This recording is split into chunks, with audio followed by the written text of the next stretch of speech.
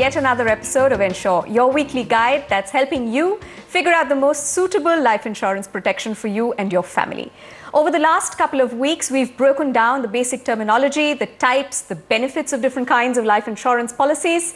And in the last episode, we also took up some of our viewer questions on how to pick up the right amount of life cover. So let's today tackle some other aspects of insurance purchase.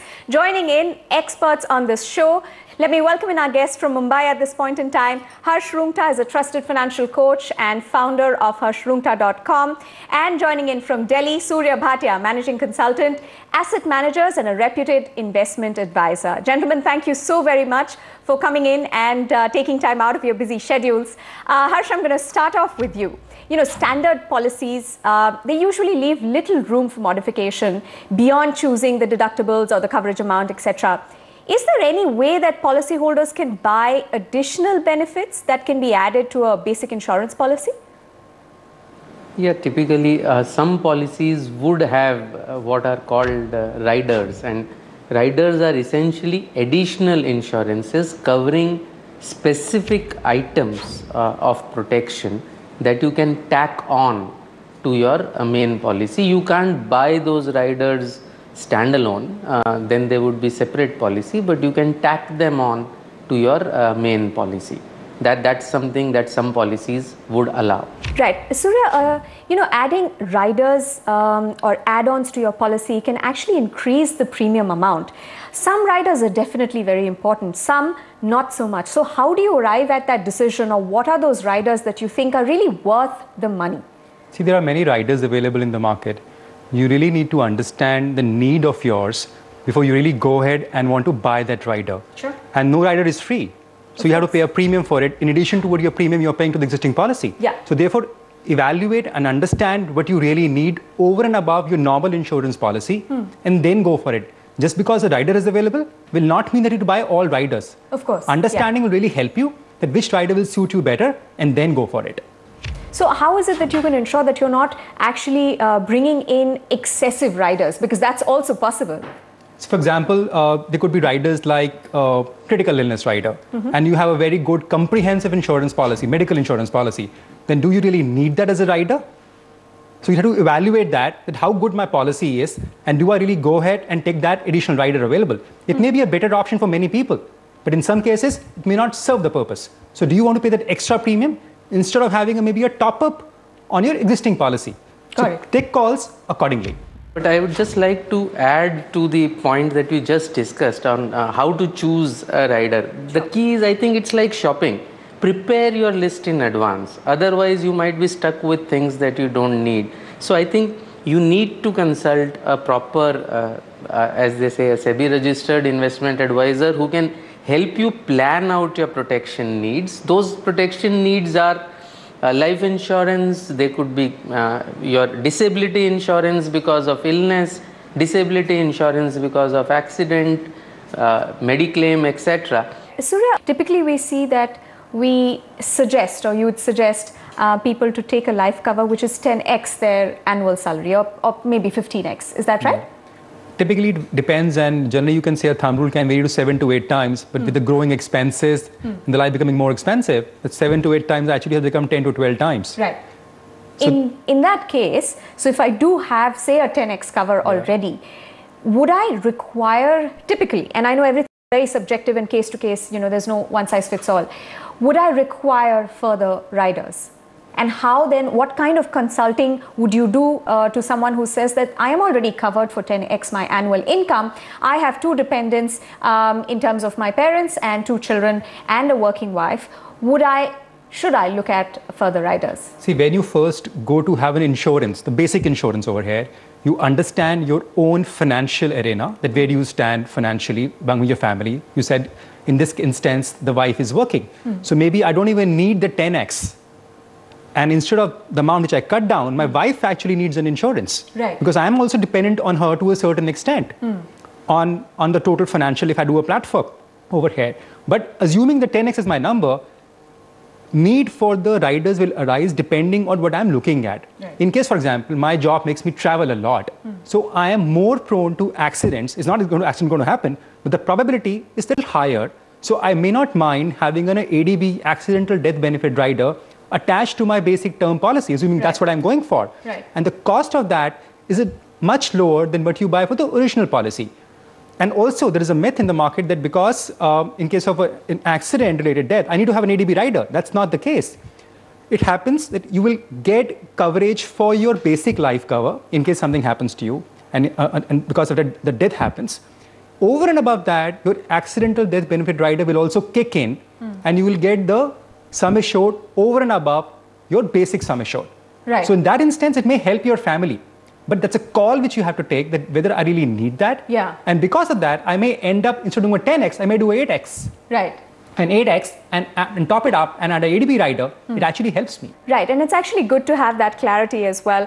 Let's take a short commercial break right now. Surya and Harsh will stay on with us to discuss in detail some of the more popular riders that are available in the market. In this break, you can tweet in your specific questions that you may have. Please tag @NDTV and use the hashtag ensure, E capital, S capital, in your tweet for us to track and recognize your question. Be right back.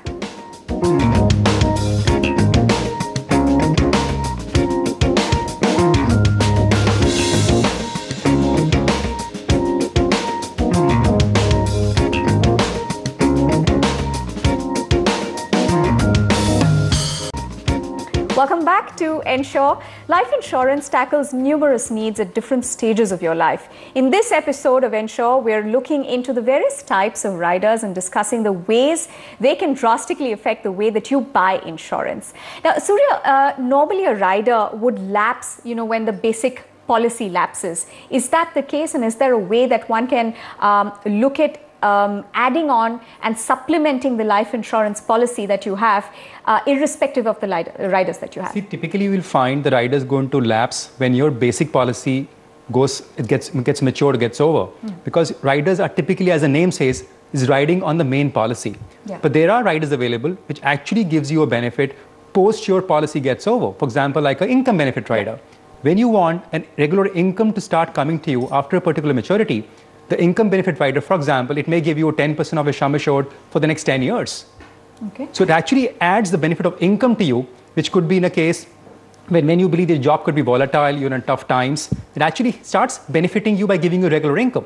But so the big question, I'm sorry I'm cutting you out, but when I hear that, the big question in my mind then is that how does this compare, the extra premium that I would pay for a rider, how does that compare with keeping that aside separately in an investment and buying a straitjacket term policy? That's perfect. That's what you need to have in every situation. You need to have the basic insurance in place. And once you have the basic insurance in place, then you need to decide which rider will suit me. Sure. Now, these are the add-ons available to you in today's time because of the current lifestyle which people have, like an accidental death benefit, like the income benefit, and so on and so forth. So you have to choose and pick which one suits you the best, depending on your profile, depending on your total family lifestyle. Absolutely. Harsh, if I can come to you with an add-on question to that. In some circumstances, we've seen that certain riders are already included in the policy. In those cases, how easy or difficult would you say it is to decline that coverage if you don't want it? If the rider is included in the policy, then it's part of the policy. I mean, rider by definition has to be optional. If the protection is there in the policy itself, you can either accept the policy or not accept. It's no longer a rider. And I think if you look at riders, there are severe limitations in this whole issue about riders. The limitations really are this. IRDA has put a cap on the premium that can be charged for the riders vis-a-vis the premium that is charged for the basic policies, which means very rarely will you be able to get a rider that will be able to meet your entire protection needs that it is seeking to meet. Probably the only rider really that can meet that need is the accidental death benefit need, if you are not able to cover that for the example that we spoke about. Otherwise, rarely riders are able to give you the protection that you need. So, I mean, riders is a nice to have, but nobody goes out looking for a rider. And I would not advise anybody to buy a particular policy simply because a kind of rider is available with that policy. I will not choose which term policy to buy and I will not make that choice differently just because one term policy comes with some rider. In most cases, it makes more sense to buy your protection that you need from the rider as a standalone policy. That will be true in majority of the cases, simply because of the limitation that has been imposed on the premiums that can be charged for the rider, and rarely will it be able to give you the protection that you need to the fullest extent. Got it. Last question to both of you gentlemen, and Surya, to you first. What about group insurance policies, group life insurance policies? There are employers who do offer that. What about riders then? How do you treat riders in that case? Is it even an option? And if you do, how do you look at it? See, typically in case of group insurance, the employees do not get the benefit of having an individual rider take to their own policy. Because as the name says, it's a group policy. And the employer decides typically which riders they want to opt for their overall employees. To give you an example, those policies can actually offer you more riders, which is normal you and me cannot buy. So a policy can even offer me, let's say, maternity benefit, but it may not benefit all. But that's a rider being available as part of the group policy. So it benefits a mass population, but may not benefit all. But can you opt out of the ones that are not relevant No, to you? you cannot, because otherwise also the premiums have actually been slashed by giving you a group policy. So you have to be part of the overall package which is being offered to you. Right. Got that. Got that. No, that's good clarity, gentlemen. Thank you very much for your time. But we'll continue this discussion about riders and the different kinds of riders that are available in the market in the next episode of Insure. But, in short, policy riders provide you with the flexibility to meet your changing needs, and they can grow along with you and your family and also change over time. They're very much like, the toppings on your life insurance policy pizza. With that, we're going to wrap up this edition of Insure, but stay on with us. Next week, we're back to discuss the different kinds of riders that are available in the market.